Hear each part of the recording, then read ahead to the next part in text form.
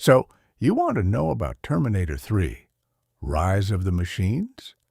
Well, buckle up because we're about to dive deep into this controversial yet fascinating chapter of the Terminator saga. Released in 2003, this film had some seriously big boots to fill, coming after two legendary James Cameron films. And let me tell you, the journey this movie takes us on is wild from start to finish. Let's start with the basic premise, shall we?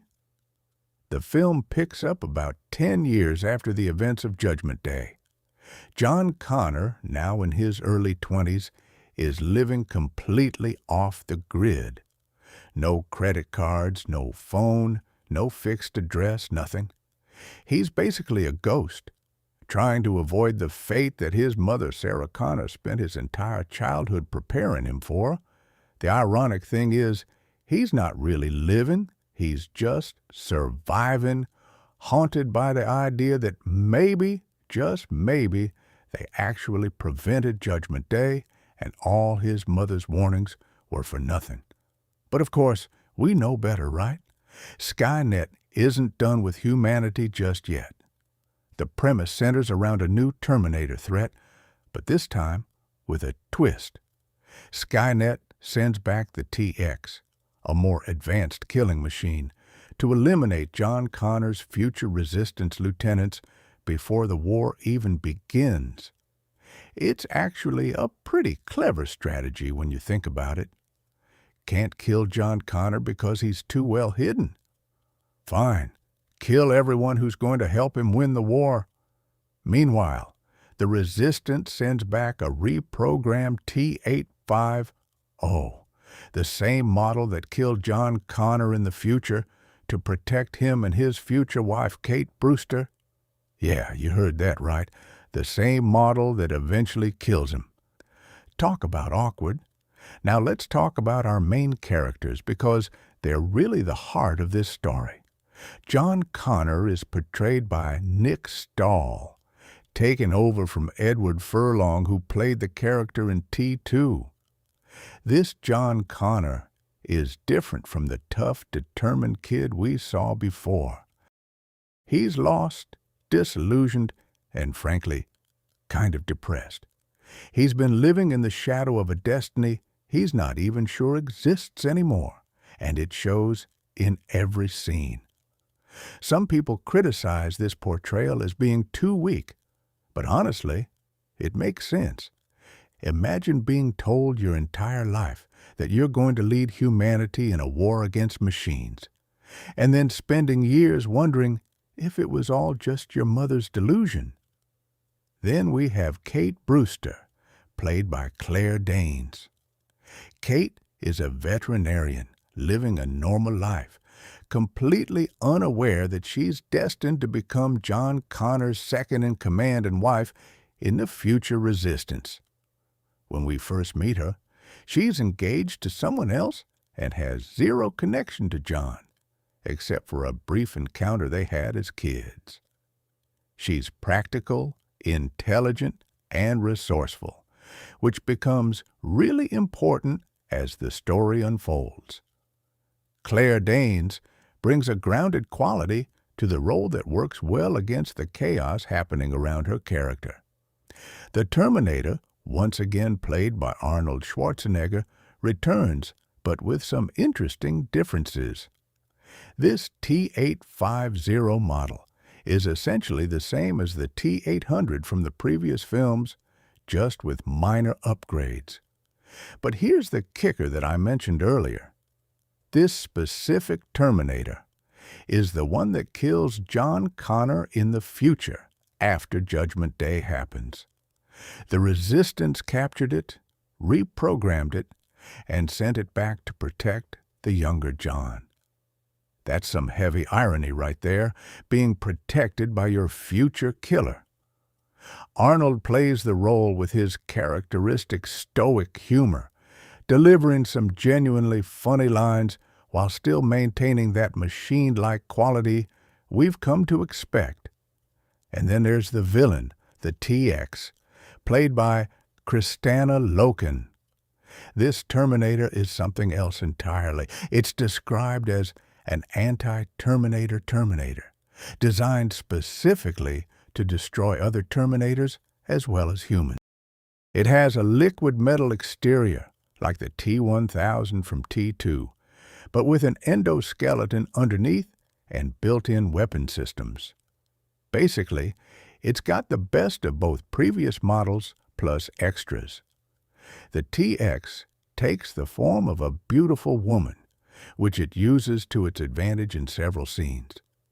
Kristanna Loken plays the role with this cold, calculating demeanor that's genuinely unsettling.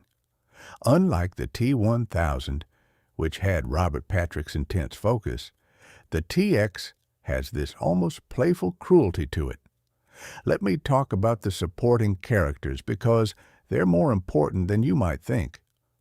Robert Brewster, Kate's father, played by David Andrews, is a key figure in the plot. He's a U.S. Air Force general overseeing the development of Skynet, though he doesn't know what it will become. His character arc is actually pretty tragic when you think about it. He's trying to do the right thing, trying to protect his country, and ends up facilitating the end of the world. The scenes between him and Kate near the end of the film pack a real emotional punch. We also have Detective Edwards and Detective Bell, played by Jay Aquavone and Mark Famiglietti, who are investigating a murder at the beginning of the film. They end up getting terminated pretty quickly by the TX, but their scenes serve to establish just how dangerous this new Terminator is.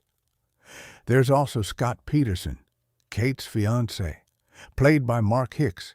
He's basically there to represent the normal life that Kate is being pulled away from, and well, things don't end well for him either. Now, what's Arnold Schwarzenegger's role in all this? By 2003, Arnold was at the height of his action star powers, right before he became the governor of California. His involvement in T3 was crucial for the film's marketability. Despite James Cameron not returning to direct, Arnold's presence provided continuity with the previous film. He reportedly received a salary of approximately $30 million for the role, which was one of the highest paychecks in Hollywood at the time. But he earned it, bringing both the physicality and the subtle humor that made the Terminator character so iconic. His character goes through some interesting development in this film. Unlike T2, where the Terminator learned to value human life and chose not to kill, the T-850 in T3 is more pragmatic. It will hurt humans if necessary to complete the mission, though it still won't kill them if it can be avoided. There's this great scene where John orders it not to kill anyone, and the Terminator systematically takes out a bunch of cops using non-lethal methods, which is both impressive and darkly comedic. Arnold delivers lines like, "Talk to the hand," and "She'll be back," with perfect timing, acknowledging the franchise's place in pop culture while still maintaining the character's essential nature. The dynamic between Arnold's Terminator and Nick Stahl's John Connor is complex. John initially doesn't want to trust this machine, especially when he learns it's the same model that kills him in the future. But as the film progresses, they develop a working relationship based on necessity, rather than the almost father-son bond we saw in T2.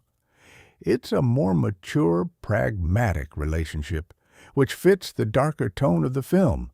The Terminator serves as a constant reminder of John's destiny, which he's been running from for years.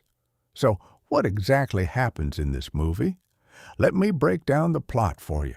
The film opens with John Connor explaining in voiceover that he was wrong, that Judgment Day didn't happen as his mother predicted. He's been living off the grid, working odd jobs, breaking into places to steal supplies, basically existing rather than living. Meanwhile, in a separate timeline, we see the TX arriving from the future, immediately killing a woman and stealing her car and clothes. This Terminator has a hit list, a series of targets who will become important in the future resistance. One of those targets is Kate Brewster, which leads the TX to the veterinary clinic where she works.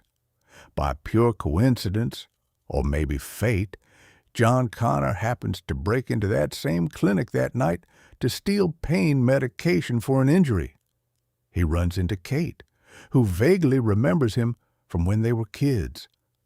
Before either can process this awkward reunion, the TX shows up and all hell breaks loose. The T-850 arrives just in time, rescuing both John and Kate in a spectacular chase sequence through the streets of Los Angeles. This chase scene, by the way, is pretty incredible. The TX commandeers a massive crane truck and uses it to smash through buildings and vehicles while pursuing John, Kate, and the T-850. The destruction is over the top in the best possible way, with cars flying everywhere and the crane's arms smashing through storefronts. It's the kind of big, bold action sequence that the Terminator franchise is known for. The chase ends with the T-850 shooting out the TX's tires and the crane truck crashing spectacularly. After escaping, the Terminator takes John and Kate to a mausoleum where Sarah Connor's coffin is supposedly located. John hasn't visited his mother's grave because he's been in hiding, and this scene is emotionally heavy. When they open the coffin, instead of Sarah's body, they find a weapons cache. Sarah, ever the pragmatist, knew that Judgment Day was only postponed, not prevented, so she prepared for the inevitable. There are guns, ammunition, and other supplies. It's a powerful moment that reminds us of Sarah's unwavering belief in the coming apocalypse, even when everyone thought she was crazy. The Terminator explains that Judgment Day is actually happening today, not in 1997 as originally predicted. Skynet has evolved, no longer a single supercomputer in a facility, but a distributed software program running across millions of servers.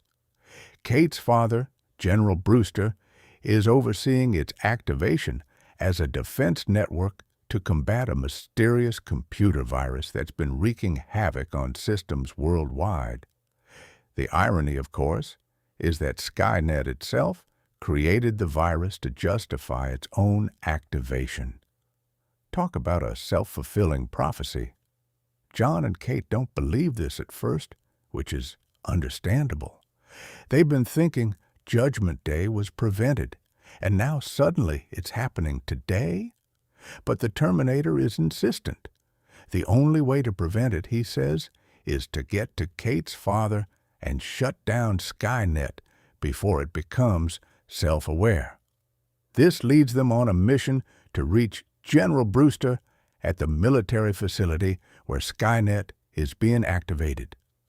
Kate is particularly resistant to all this, understandably freaked out by everything happening and just wanting her normal life back.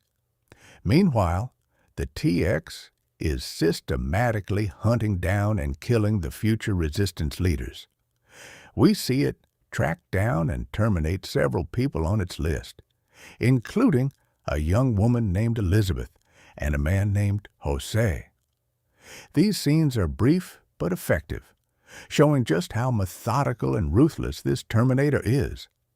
Each kill is executed with cold efficiency, and the TX doesn't waste time or show any emotion. It's simply completing its mission. The TX also has the ability to control other machines, which becomes a major problem. When it encounters a police robot, it takes control of it and uses it as a weapon. Later, It does the same with several T-1 Terminators that are being developed by Cyber Research Systems, a company working on Skynet's development. These primitive Terminators, basically early model endoskeletons, become the TX's personal army. The scenes with the controlled T-1s attacking our heroes in the CRS facility are genuinely tense and action-packed. Kate and John's relationship develops throughout these events. At first, Kate is literally handcuffed to John by the Terminator to prevent her escape, which she's not happy about. But as they go through this ordeal together, they start to develop a bond. John reveals his history, why he's been in hiding, and what his mother told him about the future. Kate gradually comes to believe him as she sees the evidence piling up. There's a chemistry between them that feels earned rather than forced, growing out of their shared trauma and circumstances. They eventually make their way to the military facility where General Brewster is overseeing Skynet's activation. This is where things get really interesting. The T-850 has been programmed with the mission to ensure John and Kate's survival, but it hasn't been entirely forthcoming about all the details. When they confront General Brewster, they learn a devastating truth. Skynet can't be shut down. It's already distributed across too many systems, and even if they destroy the main facility, it will continue to exist on countless servers around the world. General Brewster, realizing the magnitude of what he's unleashed, tries to help them. He's a broken man at this point, understanding that his work to protect America has instead doomed humanity. In a heartbreaking scene, he tells Kate to go with John, that there's nothing more she can do here. He gives them access to a secure facility in the Sierra Nevada mountains where they'll be safe from the coming nuclear war. David Andrews really sells the emotion in these scenes, portraying a father who knows he's failed but is trying to save his daughter's life in the only way he can. The TX arrives at the facility, leading to the final confrontation.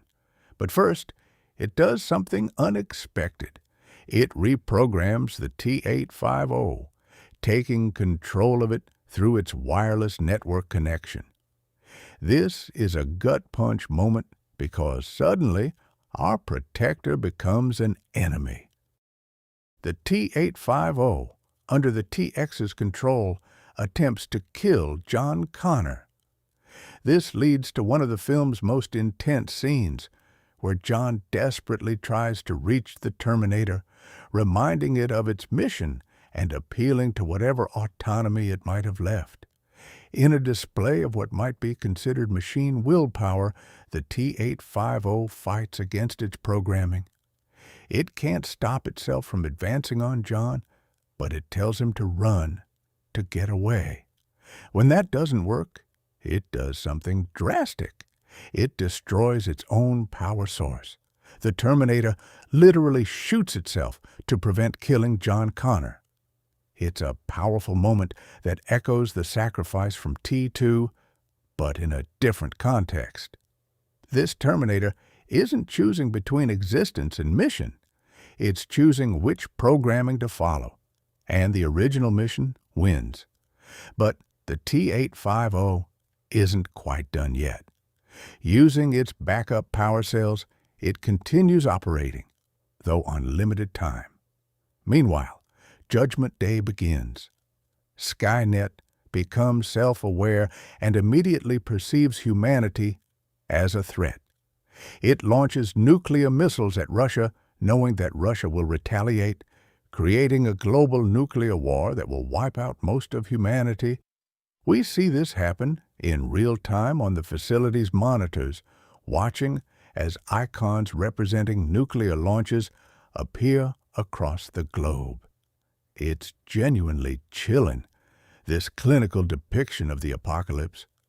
General Brewster dies trying to activate the hardened bunker systems to give Kate and John access, killed by the TX. His sacrifice allows them to escape, but it's a hollow victory because they're escaping into a world that's about to end. The T-850 holds off the TX, fighting it in a brutal final battle. These two Terminators go at it with everything they've got, smashing through walls and equipment. The TX's advanced weapons and liquid metal exterior give it an advantage, but the T-850's determination is relentless. In a last-ditch effort, the T-850 uses its remaining power to jam its hydrogen fuel cell into the TX's mouth and detonate it. The explosion destroys both Terminators, buying John and Kate the time they need to escape. Arnold's final moments in the film are surprisingly poignant. Before sacrificing itself, the Terminator tells John, "We'll meet again," referring to the future where this same model will kill him. It's a dark reminder that even in victory, John's fate is uncertain.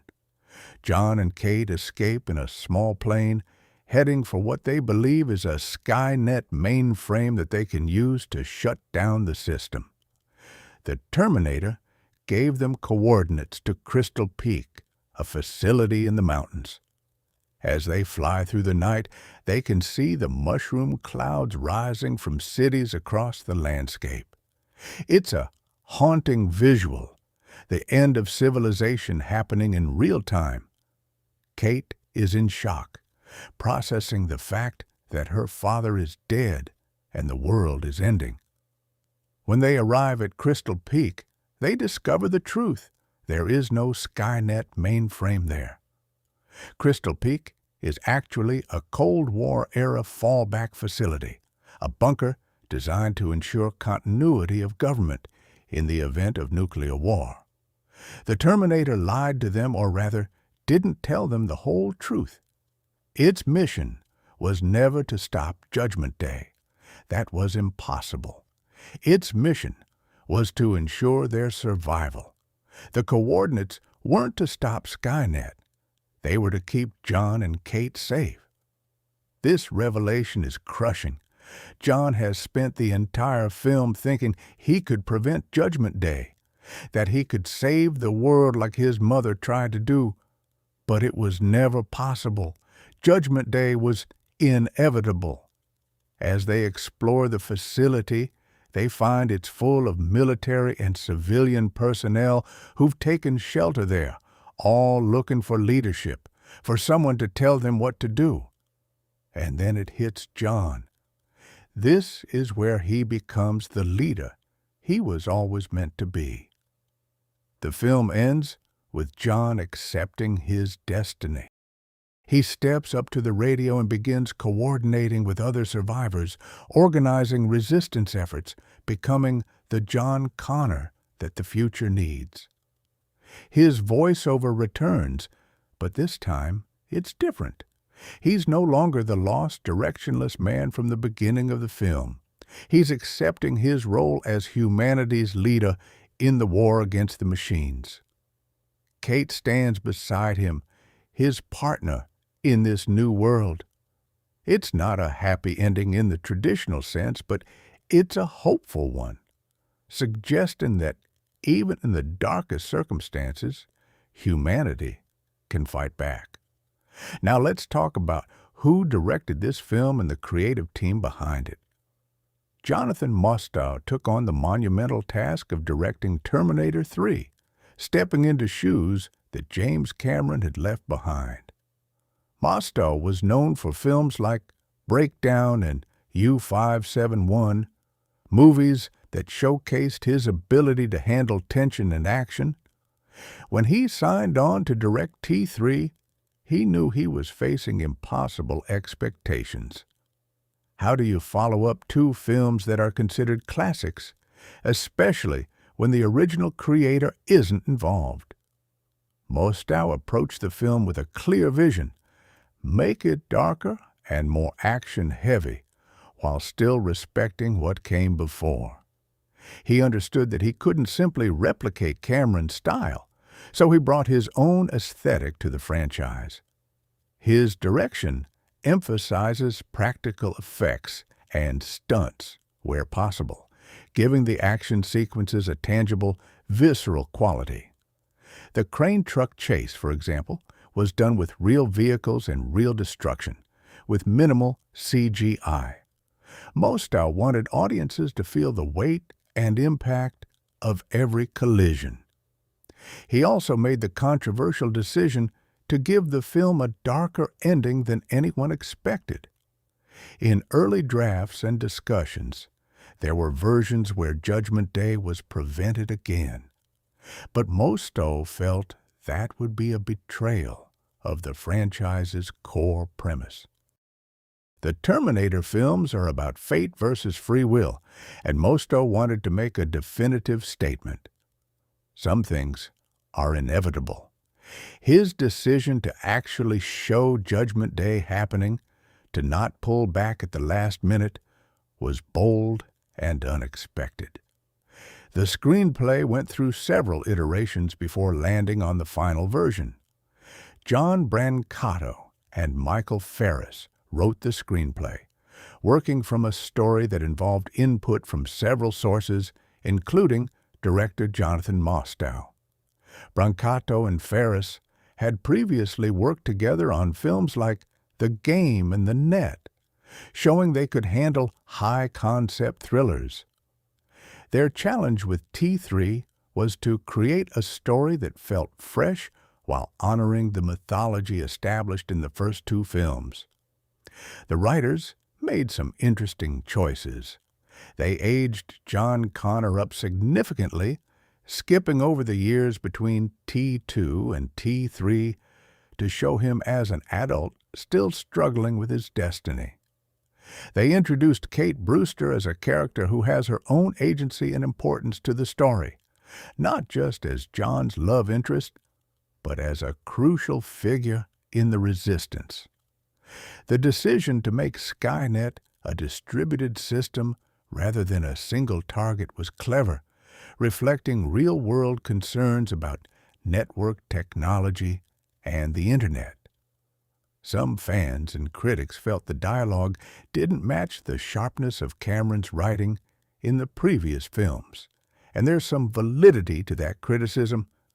The script has its clunky moments, times when the exposition feels forced or the character interactions don't quite land with the impact they should. But it also has genuine moments of insight, particularly in how it deals with John's crisis of purpose and his eventual acceptance of his role. The film was produced by several key figures, with Andrew G. Vina, Mario Kassar, Hal Lieberman, Joel B. Michaels, and Colin Wilson serving as producers. Interestingly, James Cameron, who created the franchise, was not involved in the production of T3. He had moved on to other projects and had no interest in returning to the Terminator universe at that time. However, his absence was felt, and the producers had to navigate making a Terminator film without the franchise's creator. Arnold Schwarzenegger served as an executive producer in addition to starring in the film, giving him significant influence over the production. His involvement helped maintain some continuity with the previous films, even if Cameron wasn't there. The production team also brought in Stan Winston again to handle the special effects and creature design, ensuring that the Terminators would look as impressive as they had in previous installments. The film was released through Warner Brothers and Intermedia Films, marking a change from the previous films which were released by different studios. The budget was substantial, estimated at around $200 million, making it one of the most expensive films produced at that time. The money went into the elaborate action sequences, the effects work, and, of course, Arnold's massive salary. The producers were betting big that audiences still wanted more Terminator stories, even without Cameron. As for the inspiration and creation story, it's rooted in the fundamental question: what if you can't change fate? The first two Terminator films played with the idea of preventing Judgment Day, with T2 ending on an ambiguous but hopeful note that maybe, just maybe, the future could be changed. But there was always that lingering question: what if it couldn't? What if Judgment Day was inevitable, just postponed? This question became the foundation for T3's story.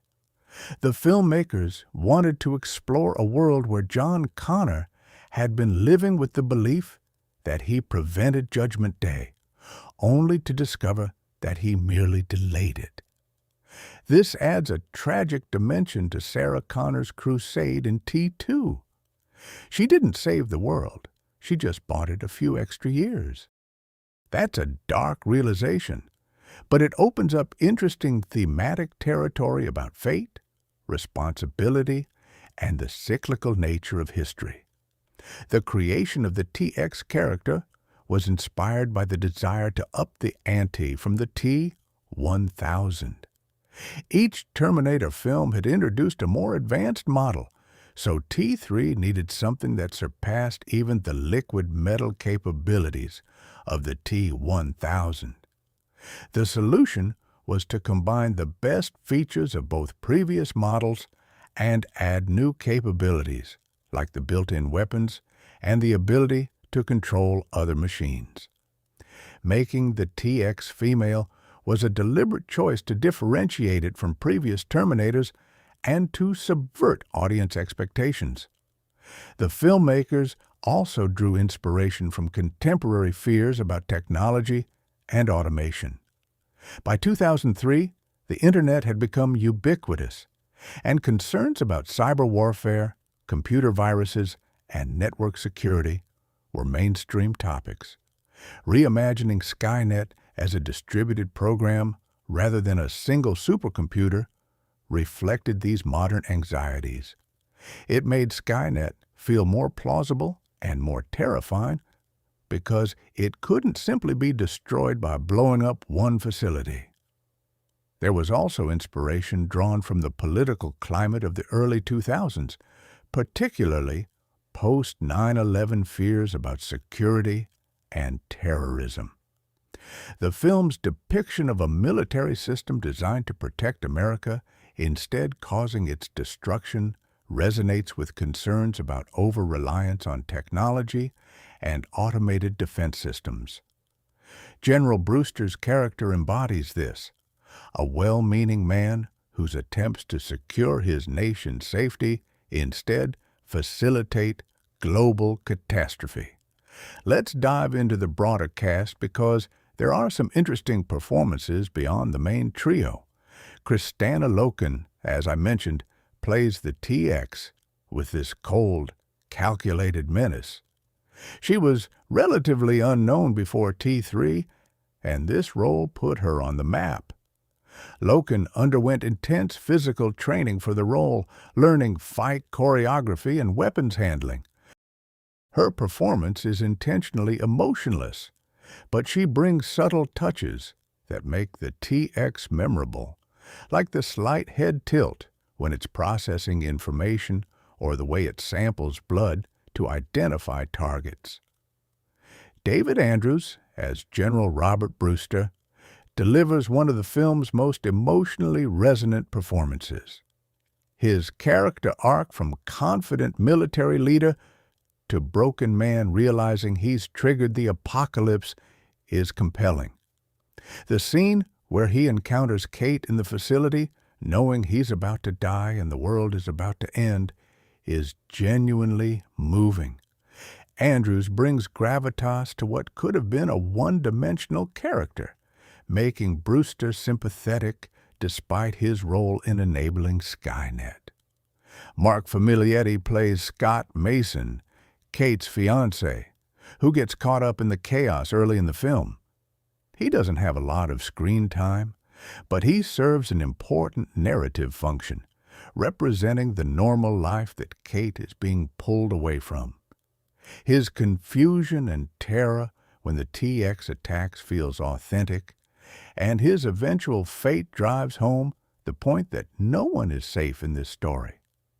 There are also brief but memorable appearances from actors playing the future resistance members who become the TX's targets.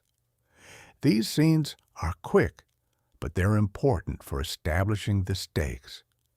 Each person the TX kills is someone who would have been instrumental in helping John Connor win the war against the machines.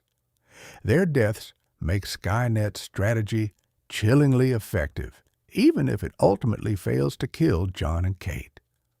The cast also includes several actors playing military personnel, police officers, and civilians caught in the chaos. While these are smaller roles, the performances help ground the film in reality.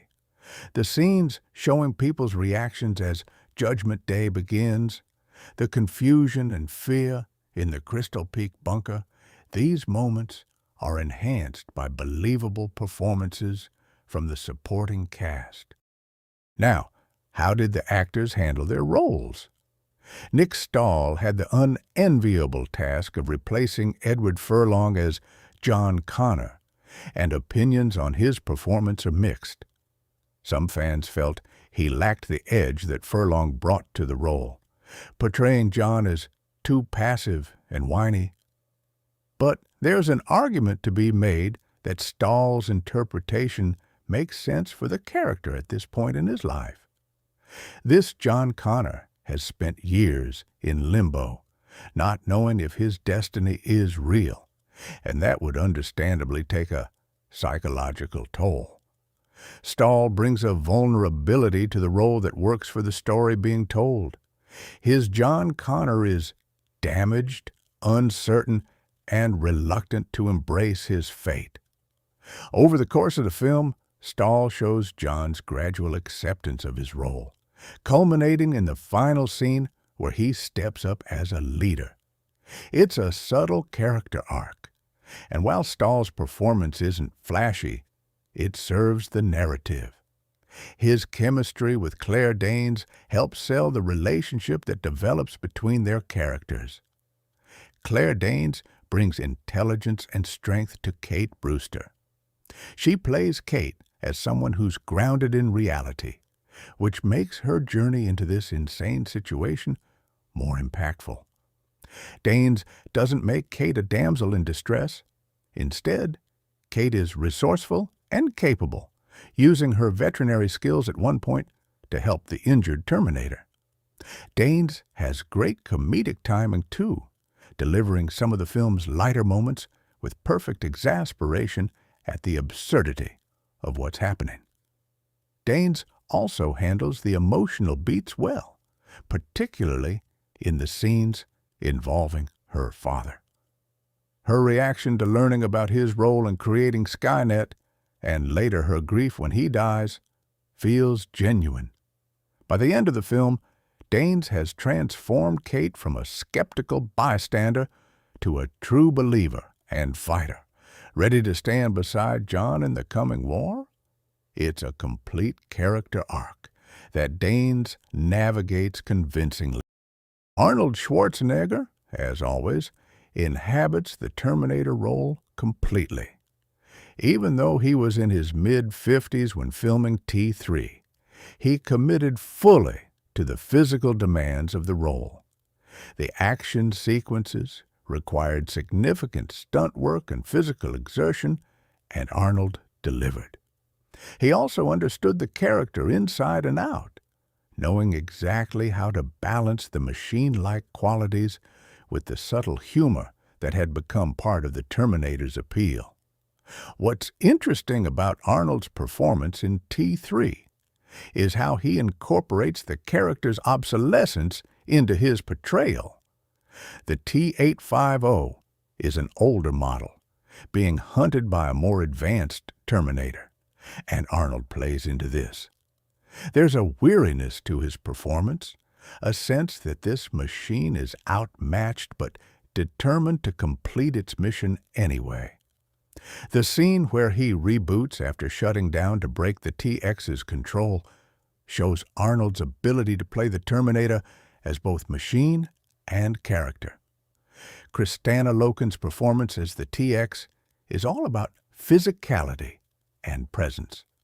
She trained extensively in martial arts and weapons handling to make the T-X's movements look effortless and deadly.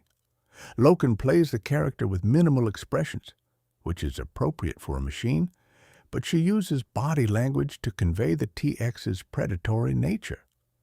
The way the T-X moves, analyzes its environment, and executes its targets is all communicated through Loken's physical performance. Loken also had to act against green screens and interact with effects that would be added in post-production, which requires a different skill set. The scenes where the T-X's arm transforms into various weapons were achieved through a combination of practical effects and CGI, and Loken had to make it look natural. She succeeded in creating a Terminator that feels genuinely threatening and different from what had come before. The chemistry between the main actors is crucial to the film's success, and fortunately, it mostly works. Nick Stahl and Claire Danes have a believable dynamic that evolves from mutual suspicion to partnership to the beginnings of romance. Their relationship doesn't feel forced or rushed. Instead, it develops naturally, out of the extreme circumstances they're facing together.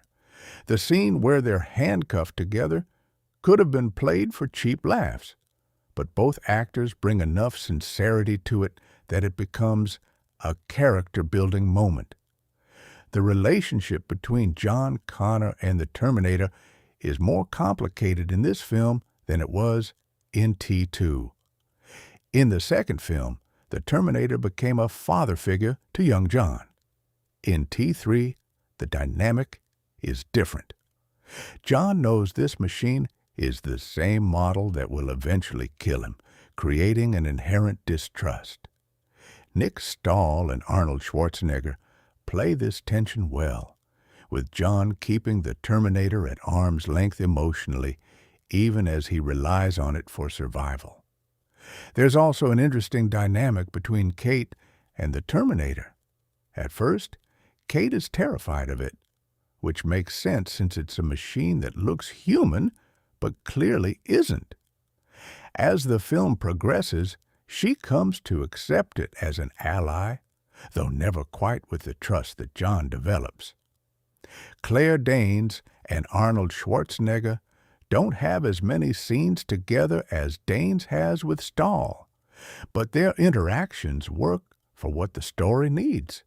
The antagonistic relationship between the T-850 and the T-X is conveyed entirely through action, since neither character engages in much dialogue with the other. But the fight choreography and the way both actors commit to the physicality of their confrontations creates a palpable sense of conflict. You believe these are two incredibly powerful machines trying to destroy each other, and the stakes feel real, even though you know they're both actors in front of green screens for many shots. One aspect that sometimes gets overlooked is the brief interactions between the main characters and the supporting cast. The scenes with General Brewster, for example, work because David Andrews, Claire Danes, and Nick Stahl all commit to the emotional reality of the situation. When Brewster realizes what he's done and tries to help them, the actors sell that moment. Similarly, the scenes with various military personnel and civilians help ground the apocalyptic scenario in human terms. Now let's talk about the visual style of the film, because Jonathan Mostow brought a different aesthetic to the Terminator franchise than James Cameron had established. Mostow worked with cinematographer Don Burgess to create a look that was grittier and more grounded than T2's sleek, almost metallic visual style. The color palette tends toward cooler tones, lots of blues and grays, which gives the film a somewhat sterile, detached feeling that fits the technological themes. The action sequences are shot with a focus on geography and clarity. Mostow wanted audiences to always understand where the characters are in relation to each other and what's happening in each shot. This is particularly evident in the crane truck chase scene, which is elaborate but never confusing. The camera work follows the action without resorting to excessive shaky cam or rapid editing that can make action sequences incomprehensible. One notable visual choice is how the Terminators are presented. The TX in particular is shown using a lot of cool, fluorescent lighting, emphasizing its artificial nature. When its endoskeleton is visible beneath the liquid metal exterior, the effect is enhanced by strategic lighting that makes the metal gleam in an unsettling way. The T-850, by contrast, is often lit more naturalistically, fitting with Arnold's character being the good guy Terminator. The film's depiction of technology and computer systems has a very early 2000s aesthetic, which is both a time capsule and slightly dated now. The computer screen showing Skynet's activation, the displays in the military facility, all have that chunky, green text on black background look that was common in movies of that era. While it doesn't hold up perfectly compared to modern depictions of advanced technology, it was the visual language audiences understood at the time. The destruction sequences, particularly the nuclear launches and explosions, are handled with a stark, almost documentary-like approach. Rather than glamorizing the apocalypse, Mostow presents it as clinical and matter-of-fact. We see the missile launches on computer screens, see the mushroom clouds from a distance, and it's all the more chilling for its restraint. The end of the world isn't shown as a spectacular action set piece, but as a cold, inevitable process. The cinematography plays a huge role in creating the film's atmosphere. Don Burgess, who had previously worked on films like Forrest Gump and Cast Away, brought a skilled eye to T3. He uses wide lenses for the action sequences to capture the scale of destruction, particularly in the crane chase and the final battle at the military facility. The wide shots make the environments feel expansive and put the characters' vulnerability in stark relief. Burgess also uses handheld camera work effectively during the more intense moments, adding a sense of immediacy without becoming chaotic. The scene where John and Kate are trapped in the CRS facility with the T-1 Terminators hunting them uses handheld shots to put the audience in their perspective, feeling the panic and confusion. But it's balanced with steadier shots that maintain visual clarity. The lighting throughout the film contributes significantly to the mood. Many scenes are underlit compared to typical Hollywood action films, creating pools of shadow that add tension. The scenes in the mausoleum, for example, use limited lighting sources to create a gothic, eerie atmosphere. The military facility sequences use harsh fluorescent overhead lighting that creates a sterile, institutional feel, emphasizing the cold nature of the technology being developed there. When the film shifts to the daytime sequences, particularly the crane chase, the lighting changes dramatically. The bright California sunlight creates a different kind of tension because terrible things are happening in broad daylight where everyone can see. There's nowhere to hide, no shadows to provide cover. This choice makes the chase feel more exposed and desperate. The use of color throughout the film is deliberate and thematic. The early scenes of John living off the grid are shot in warmer tones, yellows and oranges, representing a false sense of safety and normalcy. As the film progresses and the threat becomes more immediate, the color palette shifts to cooler blues and greens, reflecting the technological threat and the coldness of the machines. By the time Judgment Day arrives, the color has been almost completely drained from the image, leaving stark, desaturated tones that emphasize the bleakness of the situation. The special effects work deserves special mention. Stan Winston's team created practical effects for the Terminators whenever possible, building actual animatronic elements and prosthetics. The scene where the T-850's skin is burned off partially to reveal the endoskeleton underneath was achieved with a combination of practical makeup and digital effects. The hybrid approach gives the effect a tangible quality that pure CGI might not have achieved. The T-X's transformation abilities required extensive CGI work, and the effects team did impressive work for 2003 technology. The moments where the T-X's arm morphs into different weapons, or when it rebuilds itself after being damaged, are convincingly rendered. The liquid metal effects are an evolution of what was done in T2, with more detail and complexity. The T-X's ability to change its appearance is shown in the opening scene, where it takes on the form of a woman, and the morphing effect is smooth and believable. The future war sequences, shown in brief flashes in John's nightmares, have a distinctive visual style. They're shot with a lot of blue-gray tones, smoke, and low lighting, creating a hellish landscape. The laser effects from the Terminators and the plasma weapons of the Resistance have a bright, almost neon quality that stands out against the dark environment. These scenes are brief, but effectively establish the post-Judgment Day world that John is trying to prevent. The film's runtime is approximately 109 minutes, making it the shortest of the first 3 Terminator films.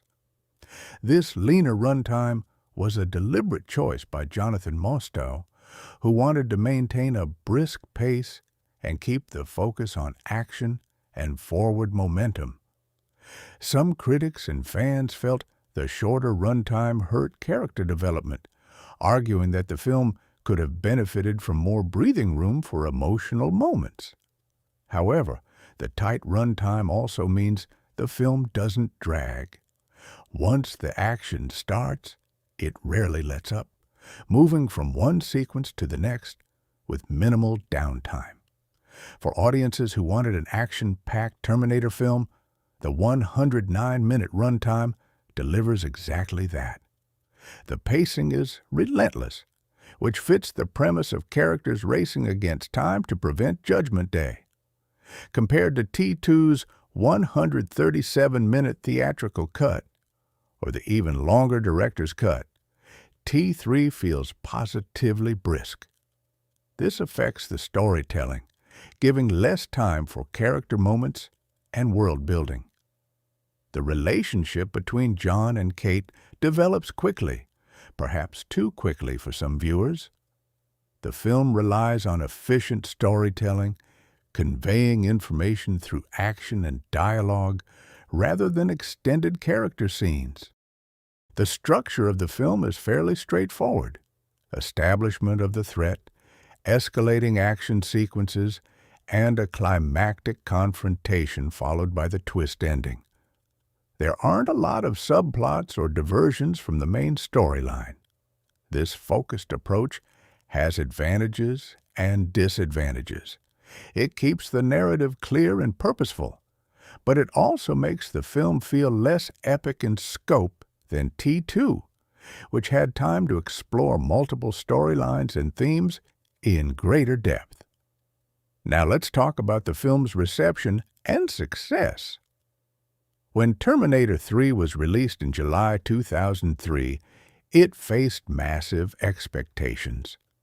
Fans wondered if it could live up to the legacy of the first two films, especially without James Cameron at the helm. The marketing campaign was extensive, leveraging Arnold Schwarzenegger's star power and promising bigger action than ever before. The box office results were strong. T3 opened at number 1 at the domestic box office, earning over $44 million in its opening weekend. It went on to gross approximately $150 million domestically and over $433 million worldwide. These numbers made it a financial success, though when adjusted for inflation and considering the massive budget, it wasn't quite the blockbuster phenomenon that T2 had been. Critical reception was decidedly mixed. Many critics praised the action sequences, particularly the crane chase, calling them spectacular and well executed. Arnold Schwarzenegger's performance was generally well received, with critics noting he still owned the role of the Terminator. The special effects were also complimented for being impressive and pushing the boundaries of what was possible. However, critics also pointed out significant flaws. The most common criticism was that the film felt unnecessary, a cash grab that didn't add much to the mythology established by the first two films. Some felt the darker tone and the inevitability of Judgment Day undermined the hopeful ending of T2, which had suggested that the future could be changed. The screenplay was criticized for weak dialogue and underdeveloped characters. Nick Stahl's performance as John Connor received mixed reviews. Some critics felt he brought a needed vulnerability to the role, while others thought he lacked the charisma and strength that the character required. Claire Danes was generally praised for bringing intelligence and resourcefulness to Kate Brewster, though some felt her character was underwritten.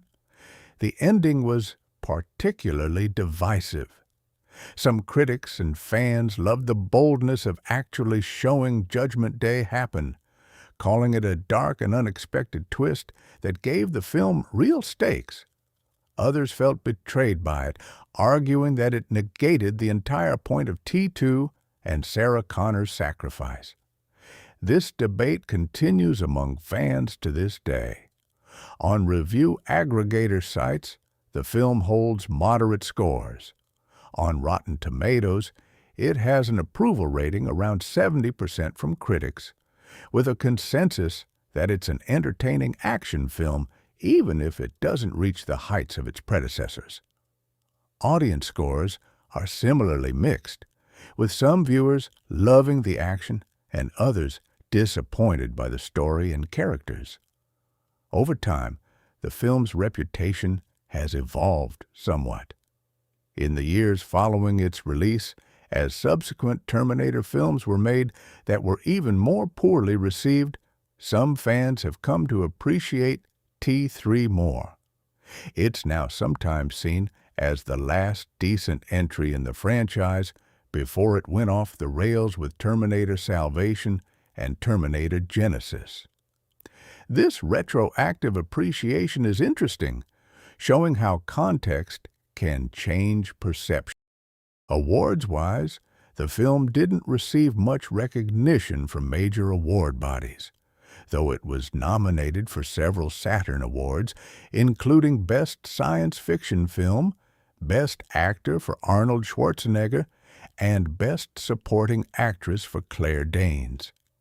It won the Saturn Award for Best Special Effects, recognizing Stan Winston's work on the film.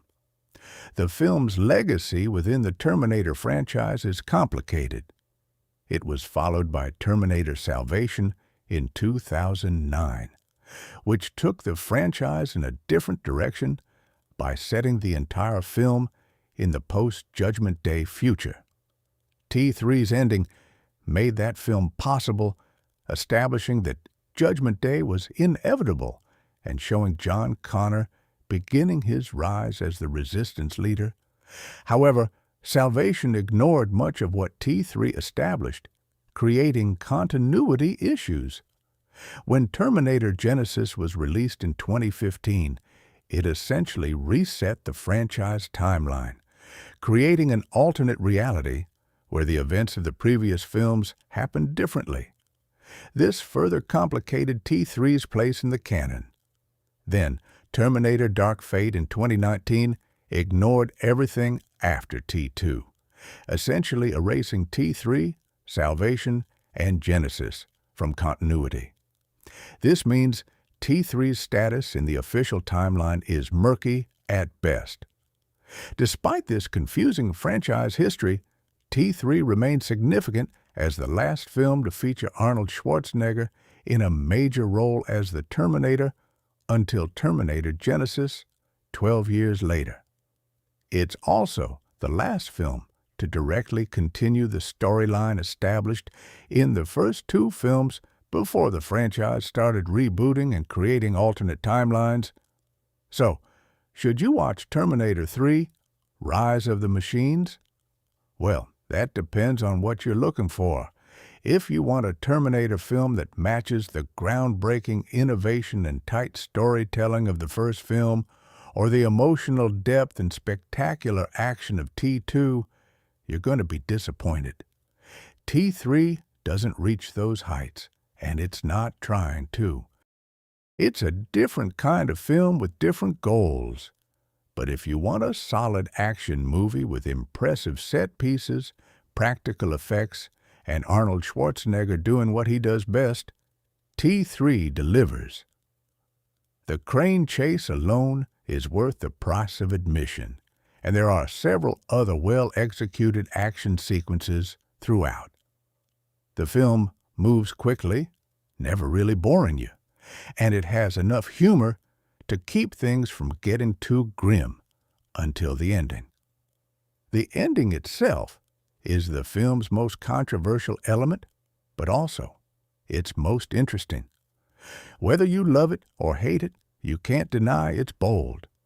In an era where most blockbusters play it safe with happy endings, T3 went dark, showing the apocalypse actually happening and our heroes failing to prevent it.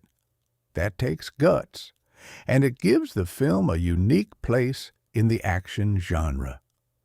For fans of the Terminator franchise, T3 is worth watching simply for completeness.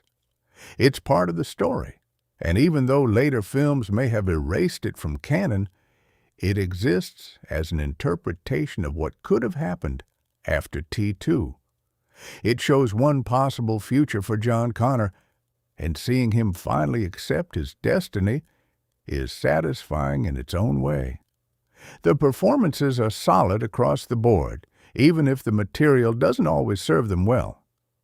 Arnold is still commanding as the Terminator, bringing both the physicality and the subtle humor that made the character iconic. Nick Stahl and Claire Danes do good work with what they're given, creating characters you can root for, even if they're not as deeply developed as they could be. From a technical standpoint, the film is impressive. The practical effects and stunts are spectacular, the cinematography is professional and purposeful, and the sound design is powerful. If you appreciate the craft of filmmaking, there's plenty to admire in how T3 was put together, even if the script has issues. The film also has thematic resonance that's become more relevant over time. The idea of technology designed to protect us instead destroying us. The notion that some catastrophes are inevitable no matter how hard we try to prevent them. These themes feel particularly relevant in our current age of climate change, artificial intelligence development, and global interconnectedness. T3's depiction of Skynet as a distributed system, rather than a single computer, feels prescient, given how much of our infrastructure now relies on network systems. On the other hand, if you're looking for deep character development or a story that breaks new ground in the franchise, T3 might leave you cold. The characters are somewhat thin, serving the plot more than driving it. The story hits familiar beats, and while the ending is dark, the journey to get there doesn't offer many surprises. The dialogue can be clunky, and some of the humor falls flat. The film's treatment of Judgment Day as inevitable also robs it of some dramatic tension. Once you know that the characters can't actually prevent the apocalypse, the stakes change. Instead of wondering if they'll succeed, you're wondering how they'll survive. That's not necessarily worse, but it's different, and it didn't sit well with everyone. There's also the question of whether the film needed to exist at all. T2 ended on an ambiguous but hopeful note that worked perfectly as a conclusion to the story. T3 reopening that story to say, actually, everything they fought for was pointless because Judgment Day happens anyway, can feel like a cynical move, especially given the film's big budget and commercial motivations. But here's the thing. Terminator 3 is what it is. It's a big-budget action sequel that delivers on spectacle while trying to add something new to the franchise mythology. It doesn't always succeed, but it makes a genuine effort. The decision to show Judgment Day happening is narratively bold, even if it's controversial. The action sequences are legitimately impressive, especially for a film from 2003. And Arnold Schwarzenegger's commitment to the role, even in his 50s, is admirable. In the landscape of early 2000s action cinema, T3 holds up reasonably well. It's better than many of the generic action films from that era, even if it's not as good as the best entries in the Terminator franchise.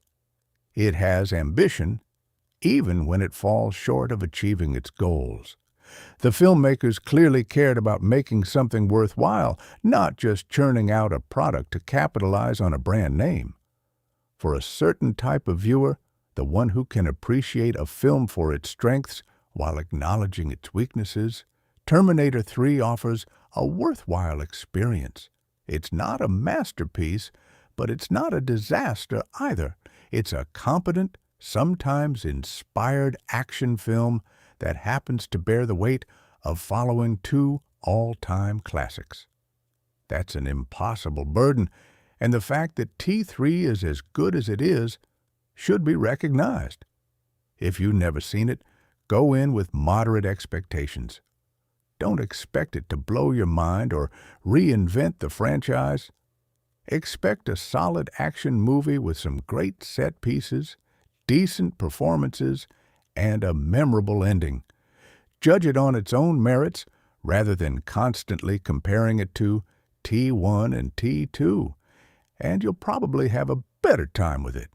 And if you have seen it before, maybe it's worth a rewatch.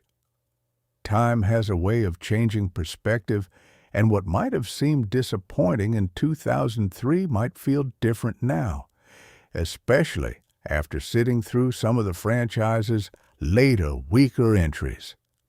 You might find yourself appreciating things you didn't notice before, or at least understanding what the filmmakers were trying to accomplish. The Terminator franchise has always been about the tension between fate and free will, about whether the future is set or if we can change it. Terminator 3, Rise of the Machines comes down firmly on the side of fate, arguing that some things are inevitable. That's a dark message, but it's also a realistic one. And in the end, the film suggests that even when we can't prevent catastrophe, we can still choose how we respond to it. John Connor couldn't stop Judgment Day, but he could choose to stand up and lead humanity through the nightmare that followed. That's not a bad message, really. In a world that often feels like it's spiraling toward various catastrophes, the idea that we can still make meaningful choices even when we can't prevent disaster is oddly comforting. Terminator 3 may not be the film anyone expected or necessarily wanted, but it has something to say, and it says it with enough style and conviction to be worth your time. At the end of the day, isn't that all we can ask for from a summer blockbuster?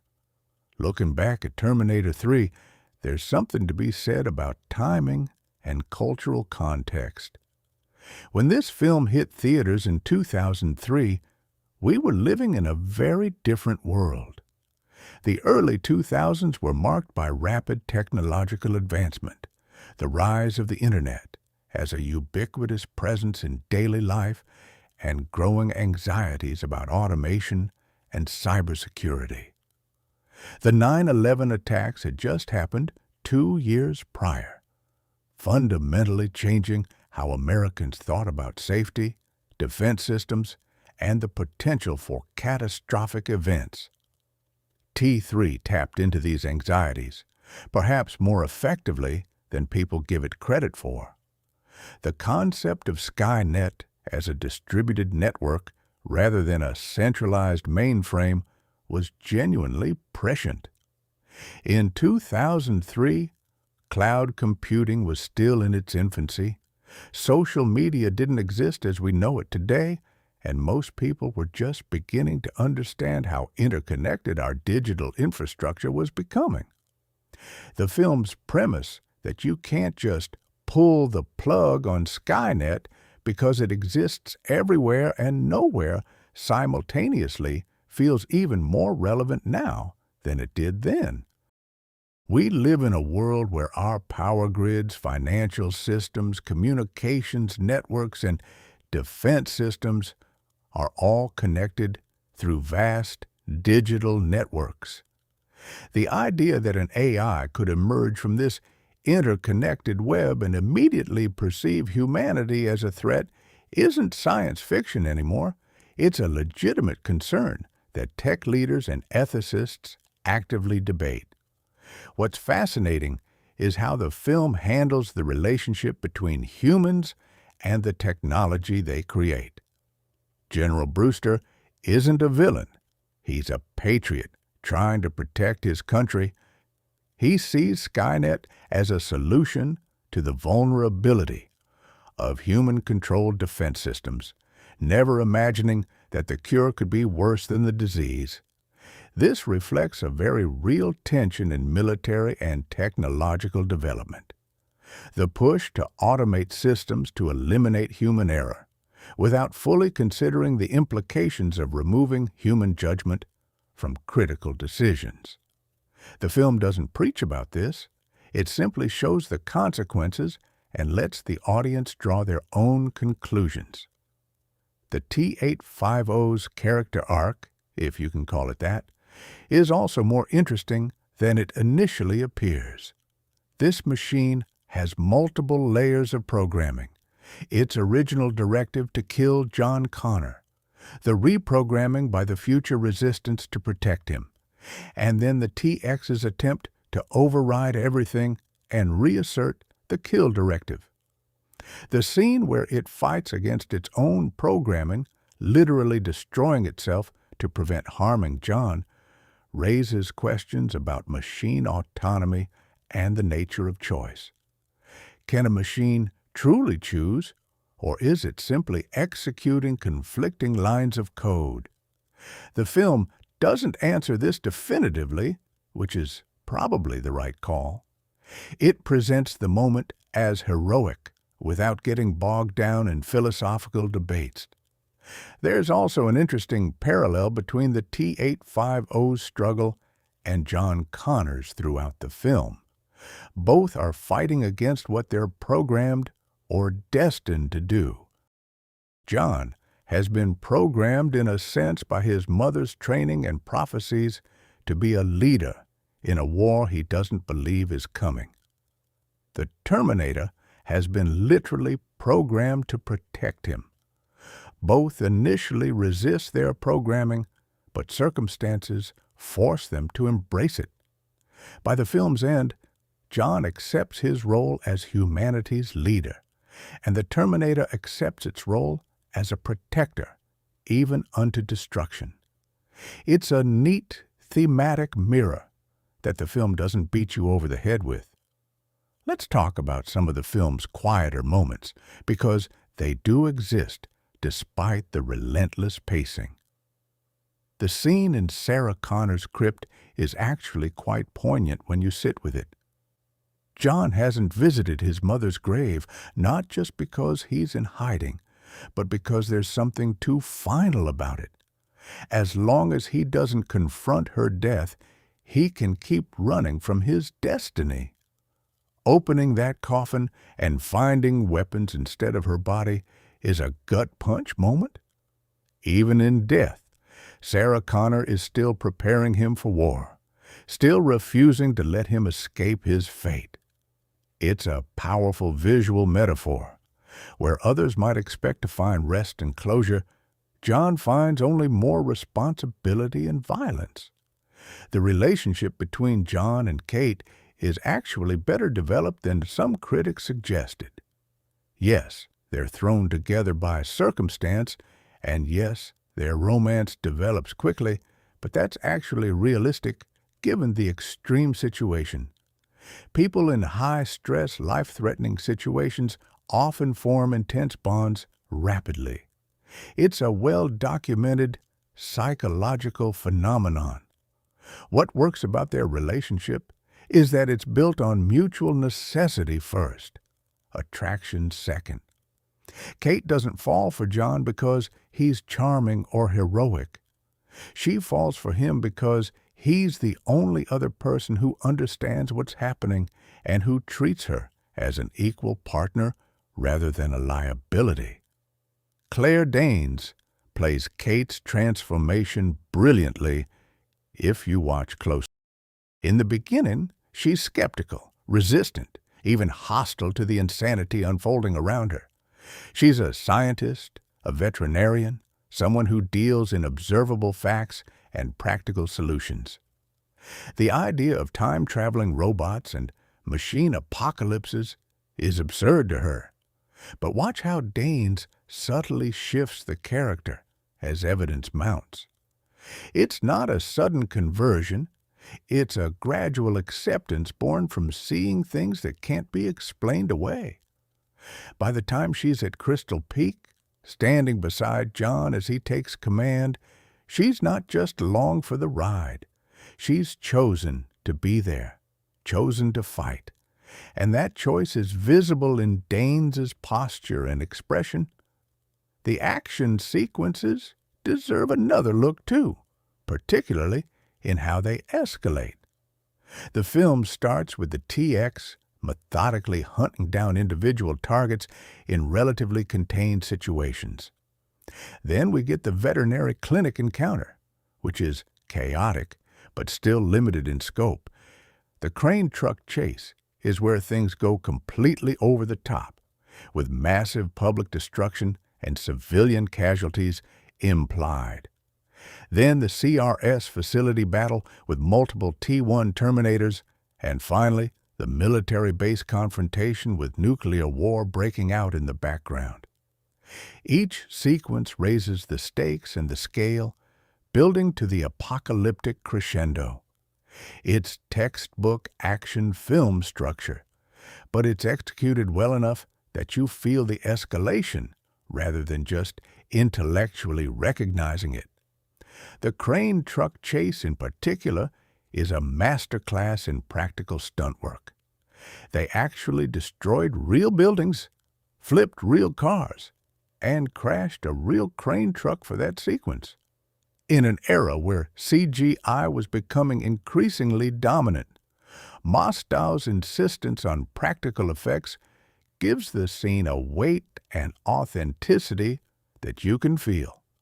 When that crane arm smashes through a building, you believe it because it actually happened. The sound design in this sequence is particularly effective, with the grinding metal, shattering glass, and roaring engines creating an almost overwhelming auditory assault that puts you in the middle of the chaos. What's often overlooked is the film's dark sense of humor. Arnold's one-liners are the obvious examples, but there is subtler humor throughout. The scene where the T-850 takes out multiple police officers using non-lethal methods is genuinely funny. Watching this machine calculate exactly how much force to use to incapacitate without killing. The moment where it walks into a male stripper's dressing room and emerges wearing leather clothes and star-shaped sunglasses is absurd, and the film knows it, but it works because Arnold plays it completely straight. The T-X's casual cruelty also has a darkly comic edge, like when it inflates its chest to manipulate a police officer, fully aware of and exploiting human weakness. This humor serves an important function beyond just comic relief. It provides brief moments of levity that make the darker elements more bearable. If the film was unrelenting grimness for 109 minutes, it would be exhausting. The humor gives audiences permission to breathe, to release tension before plunging back into the action. It also humanizes the characters, showing that even in the midst of apocalyptic chaos, people still find absurdity in their circumstances. John and Kate's bickering while handcuffed together, for instance, feels very real. These are two people dealing with impossible stress, and sometimes that comes out as irritability and sarcasm. The film's sound design and score also contribute significantly to its effectiveness. Brad Fiedel, who scored the first two Terminator films, didn't return for T3. Instead, Marco Beltrami took on the composing duties, and he faced the challenge of honoring the iconic themes while bringing his own style. Beltrami incorporates elements of Fiedel's famous Terminator theme, but updates it with a more modern, aggressive sound. The score emphasizes percussion and electronic elements, creating a mechanical, relentless quality that mirrors the Terminators themselves. The sound effects are equally important. The T-X's transforming weapons have distinct, unsettling sounds that emphasize their alien technology. The T-850's movements are accompanied by subtle mechanical noises that remind us it's a machine even when it looks human. The future war sequences, brief as they are, have a completely different soundscape. The whine of plasma weapons, the thudding of hunter-killer vehicles, the screams of dying humans. These sounds build a world we barely see but can imagine vividly because of how effectively the audio design sells it.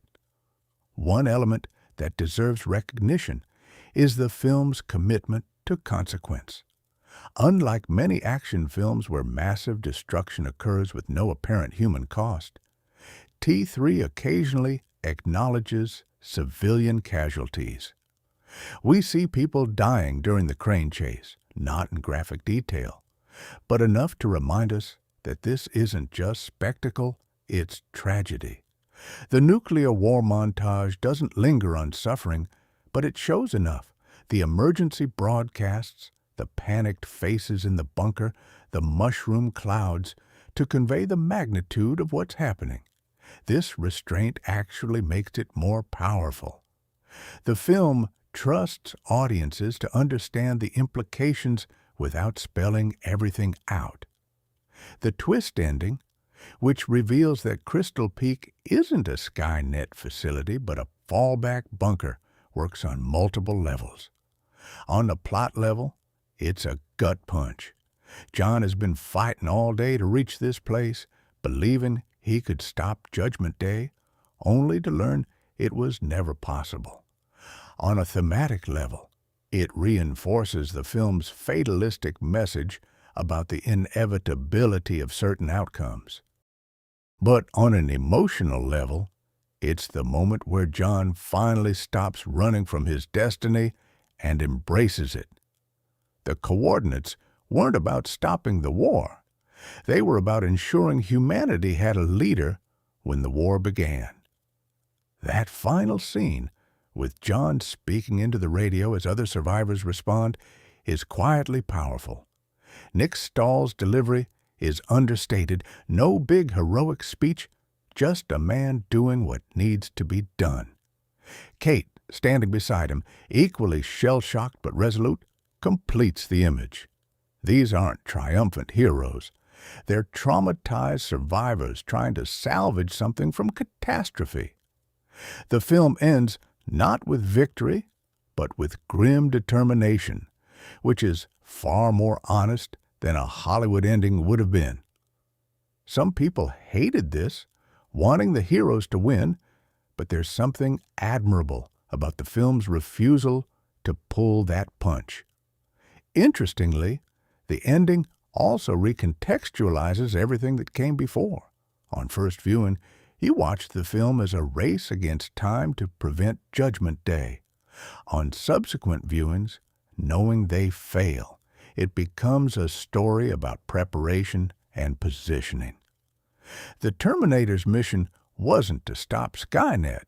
It was to get John and Kate to the right place at the right time so they could lead the resistance. Every choice, every action was about survival and leadership rather than prevention. This gives the film surprising rewatchability because you're looking for different things the second time through. The film's visual effects hold up remarkably well for 2003. Yes, some of the CGI looks dated by modern standards, particularly some of the liquid metal effects, but the practical work is timeless.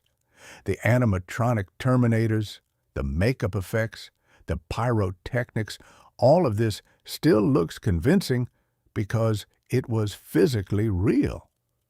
There's a lesson here about the staying power of practical effects versus CGI.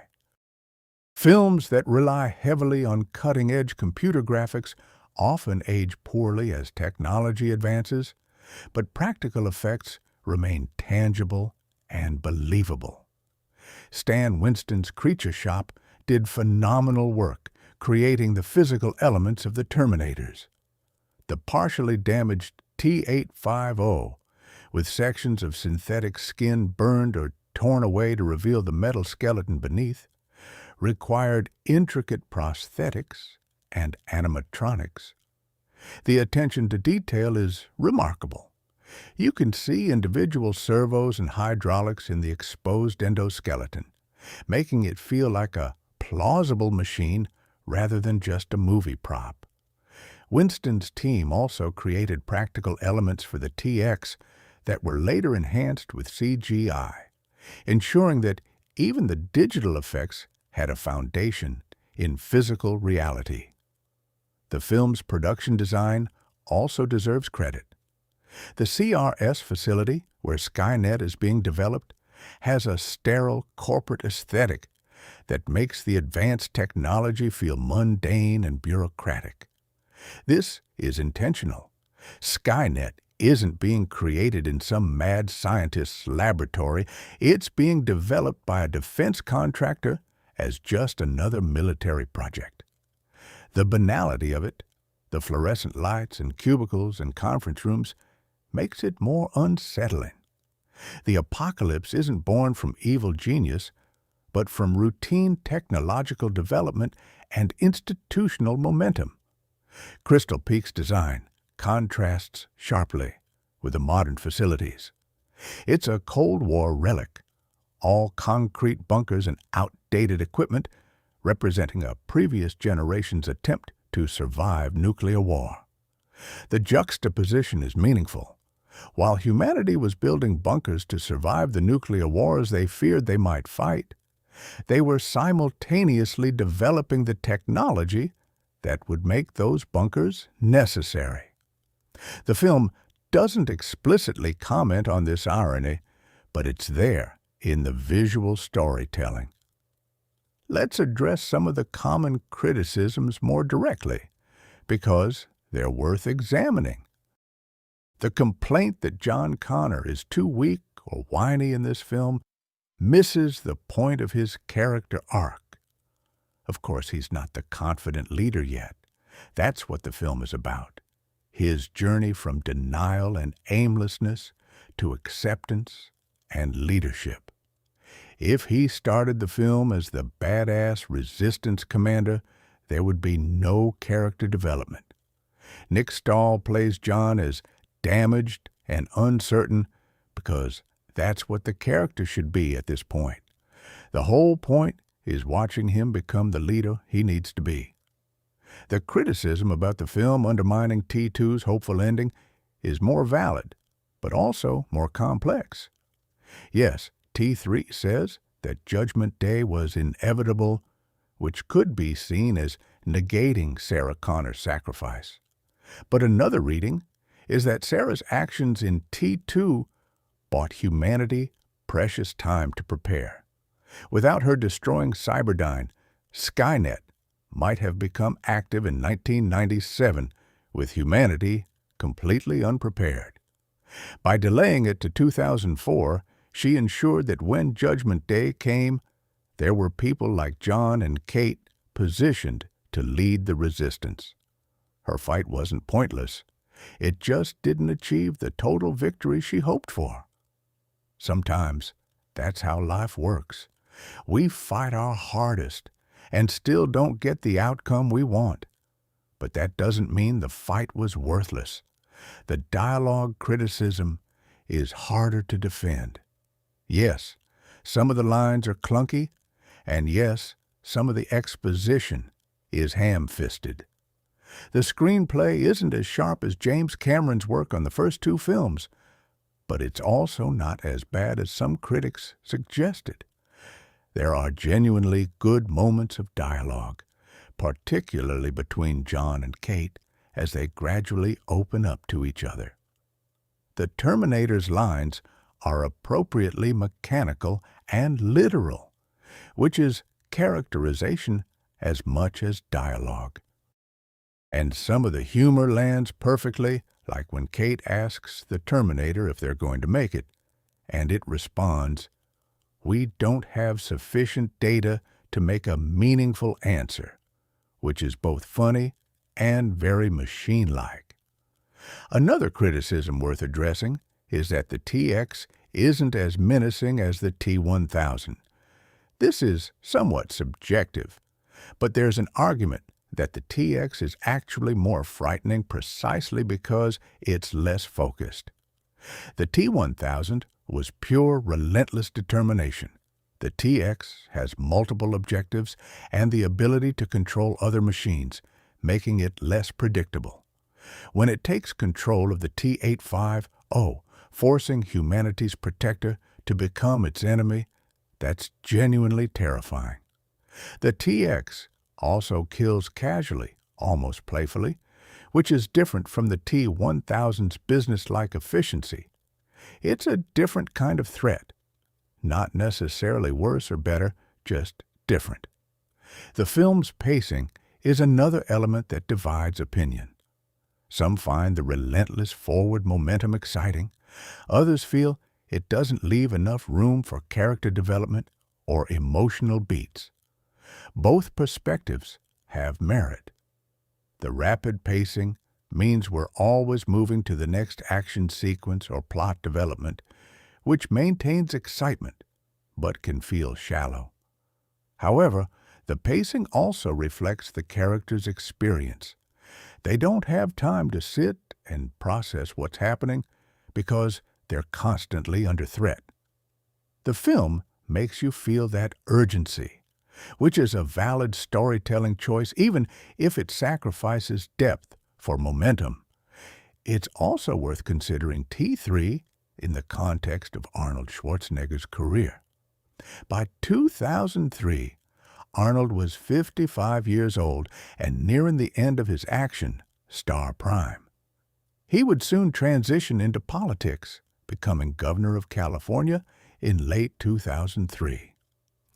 T3 was, in a sense, a capstone to his action career, at least for that phase of his life, and he committed to it fully, performing many of his own stunts and maintaining the physicality the role demanded.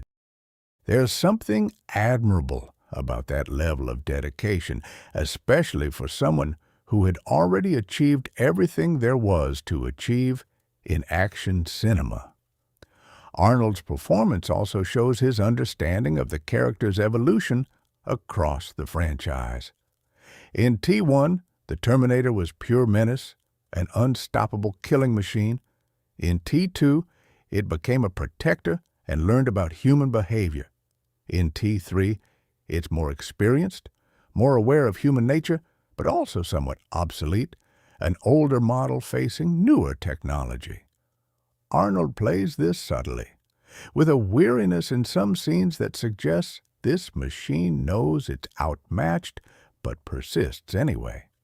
It's not showy acting, but it's effective characterization through physicality and delivery. The film's exploration of fate versus free will is less nuanced than in previous Terminator films, but it's more definitive. T1 and T2 both played with the question without fully answering it. T3 answers it clearly. Certain events are inevitable, but how we respond to them defines us. You can't prevent Judgment Day, but you can choose to fight in the war that follows.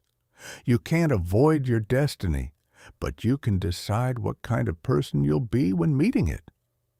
This is a more fatalistic message than some audiences wanted, but it's philosophically coherent and honestly presented. There's also a running theme about technology's double-edged nature. Every technological advancement in the film, from Skynet itself to the TX's weapons to the automated systems at CRS, was created with good intentions and inevitably used for destruction. The film doesn't argue that technology is inherently evil, but it suggests that our faith in technological solutions often blinds us to potential consequences. General Brewster believes Skynet will make the world safer by removing human error from defense decisions, and he's technically right, but he fails to consider what happens when that inhuman system makes decisions humans wouldn't make. This theme resonates differently now than it did in 2003. We're living in an age where artificial intelligence is advancing rapidly, where automated systems make increasingly important decisions, where our lives are mediated through technology in ways that would have seemed like science fiction 20 years ago. The questions T3 raises about technological autonomy and the wisdom of ceding control to machines feel urgently relevant.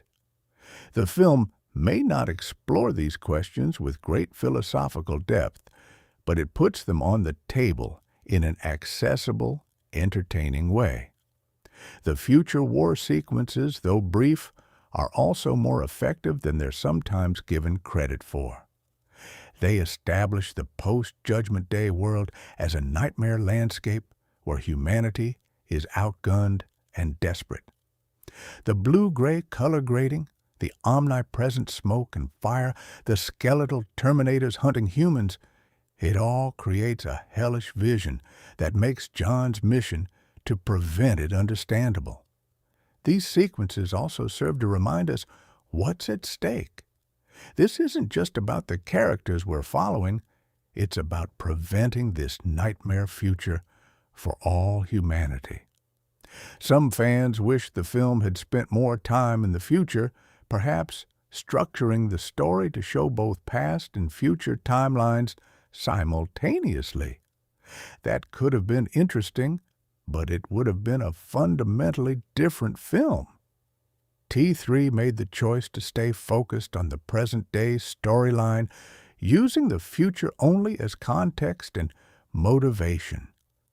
This keeps the narrative streamlined and the stakes clear, even if it sacrifices the opportunity to show more of the future war that the franchise is ultimately about. The film's release timing was also significant. Summer 2003 was a competitive box office season, with films like Finding Nemo, The Matrix Reloaded, Pirates of the Caribbean, and X2 all vying for audience attention. T3 held its own against this competition, demonstrating that the Terminator franchise still had significant commercial appeal even without James Cameron's involvement. The marketing campaign emphasized Arnold's return and the spectacular action, correctly identifying what would draw audiences to theaters. However, the film also represented a shift in how Hollywood approached franchise filmmaking. T3 was produced primarily because there was money to be made, not because anyone had a burning creative vision for continuing the story. This mercenary approach to sequels would become increasingly common in the 2000s and beyond, with studios mining their intellectual property for every possible dollar. T3 is actually one of the better examples of this trend. It's a competently made film that respects its source material even if it exists primarily for commercial reasons. Many similar franchise revivals and sequels from this era were far more cynical and poorly executed. The movie also benefited from not being burdened with setting up a cinematic universe or sequel hooks in the way modern blockbusters often are. Yes, the ending sets up the future war, but T3 tells a complete story within its runtime. There aren't mid-credit scenes teasing the next installment or obvious threads left dangling for sequels. In that sense, it's a relic of an earlier era of blockbuster filmmaking where each film was expected to stand on its own, even if it was part of a larger franchise. Looking at Terminator 3 from a craft perspective, separate from franchise expectations or comparative analysis with T1 and T2, it's a well-made action film. The cinematography is professional, the editing is coherent, the sound design is excellent, and the action choreography is top-notch. Jonathan Mostow may not be James Cameron, but he's a skilled director who understands how to construct exciting action sequences and maintain narrative momentum. The film he delivered is polished and professional, hitting all the marks a summer blockbuster should hit. The cast, too, deserves credit for fully committing to material that could easily have been phoned in. Everyone from Arnold to Nick Stahl to Claire Danes to the supporting players treats the story seriously, playing their roles with conviction. This elevates the material. In less committed hands, some of this could have come across as silly or campy, but the actors ground it in enough reality to make it work. Even when the T-850 is delivering pun-based one-liners, Arnold plays it with enough sincerity that it's charming, rather than eye-rolling. There's also something to be said for the film's structure and how it builds to its conclusion. The first act establishes the threat and reunites our main characters. The second act is essentially one long escalating action sequence as they try to reach General Brewster and stop Skynet. The third act is the betrayal, revelation, and final confrontation, followed by the devastating coda of Judgment Day actually happening. It's clean, classical structure that serves the story well, even if it's not particularly innovative. The emotional beats, while not as developed as some might prefer, are present and generally well executed. John's conflicted feelings about his destiny, Kate's transformation from skeptic to believer, General Brewster's tragic realization of his mistake, the T-850's sacrifice, these moments land because the filmmakers give them enough space to breathe and the actors sell them. The film isn't an emotional powerhouse like T2, with its exploration of surrogate parenthood and sacrifice, but it has genuine feeling beneath all the explosions and metal. One subtle touch that's easy to miss is how the film handles exposition. Rather than long scenes of characters explaining the plot to each other, information is revealed through action and discovery. We learn about Skynet's distributed nature when they're trying to figure out how to stop it.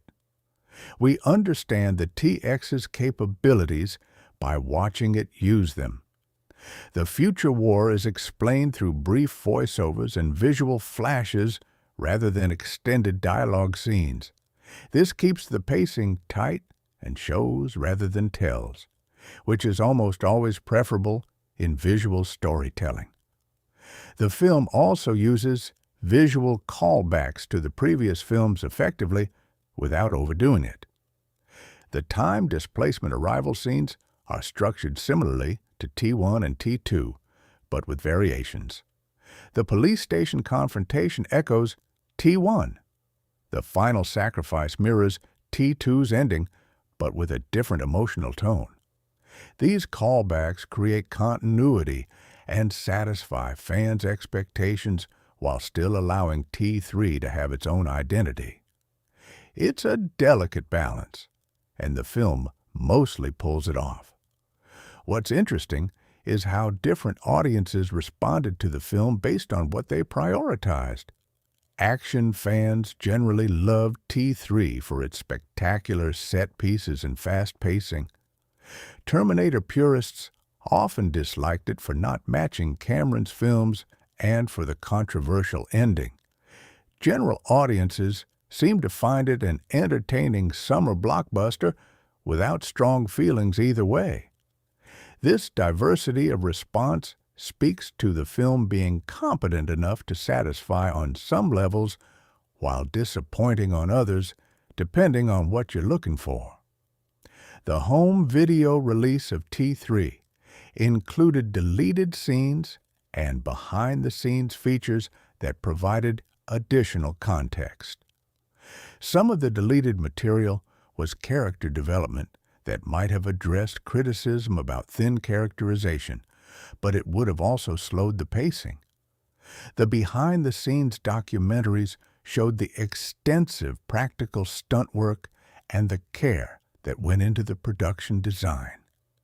These extras don't radically change the film's reception, but they do show the craftsmanship and effort involved in making it.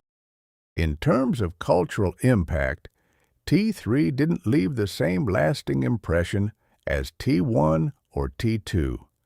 It didn't introduce quotable catchphrases that entered the cultural lexicon beyond Arnold's intentionally silly talk to the hand. It didn't push visual effects boundaries or influence how other films were made.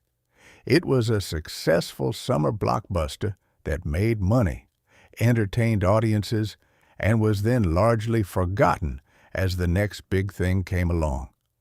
In the streaming era, it's become a film that people rediscover and reevaluate, sometimes finding more to appreciate than they did initially. The film's legacy is also complicated by what came after.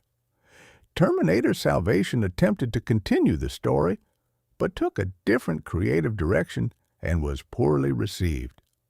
Terminator Genisys tried to reboot the timeline and was also divisive.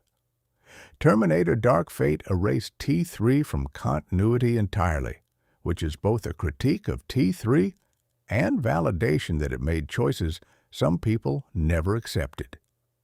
This franchise instability means T3 exists in a weird limbo, neither fully embraced nor entirely rejected by subsequent installments. For Jonathan Mostow, T3 was both a career pinnacle and a limitation.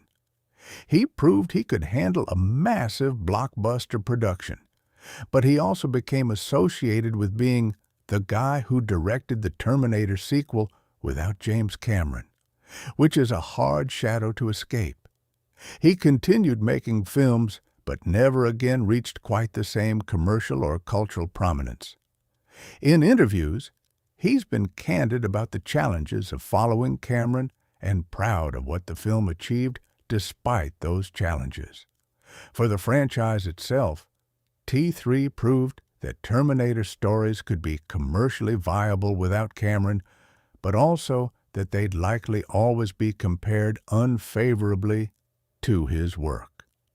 This set a pattern that would repeat with subsequent films: commercial success, or at least modest profitability, but creative reception ranging from mixed to negative. The franchise became a case study in how difficult it is to recapture lightning in a bottle, especially when the original creator has moved on. What T3 does definitively establish is that the Terminator universe is one where tragedy is inevitable. Despite humanity's best efforts, despite heroes' sacrifices, Judgment Day happens. The machines rise, the war begins. This is deeply pessimistic in some ways, but it's also oddly liberating as storytelling. If the apocalypse is inevitable, then the interesting questions aren't about preventing it, but about how humanity responds, adapts, and fights back. This shift in focus from prevention to survival and resistance is actually what makes the franchise's premise sustainable long-term. If the film has an overarching message, it's probably about agency in the face of fate. You can't choose what happens to you, but you can choose how you respond. John didn't choose to be humanity's savior, but he chooses to accept that role. Kate didn't choose to be pulled into this nightmare, but she chooses to stand and fight. The T-850 didn't choose its programming, but it chooses which directives to follow when they conflict. These choices, made under duress and without good options, define who these characters are more than any destiny could. This is ultimately why Terminator 3, despite its flaws and its controversial reputation, deserves more credit than it sometimes gets. It takes genuine narrative risks, particularly with its ending.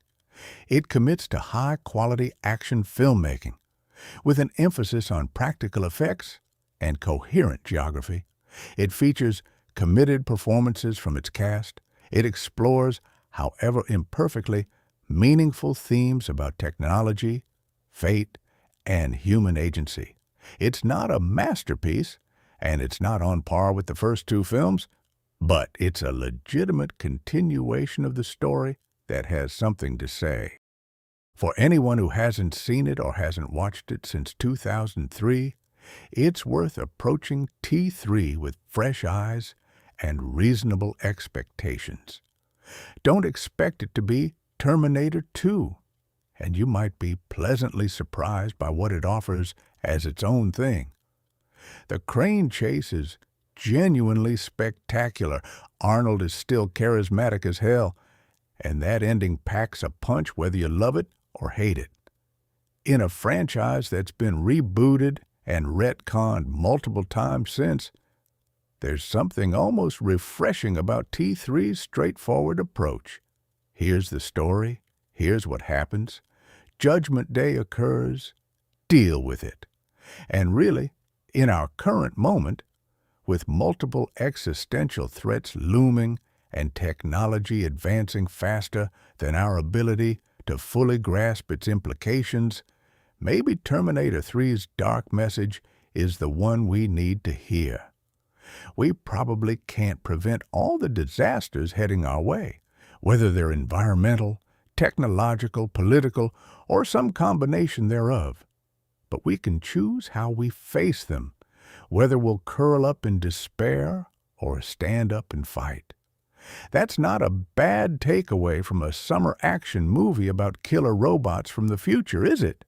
Is the one we need to hear. We probably can't prevent all the disasters heading our way, whether they're environmental, technological, political, or some combination thereof. But we can choose how we face them, whether we'll curl up in despair or stand up and fight. That's not a bad takeaway from a summer action movie about killer robots from the future, is it?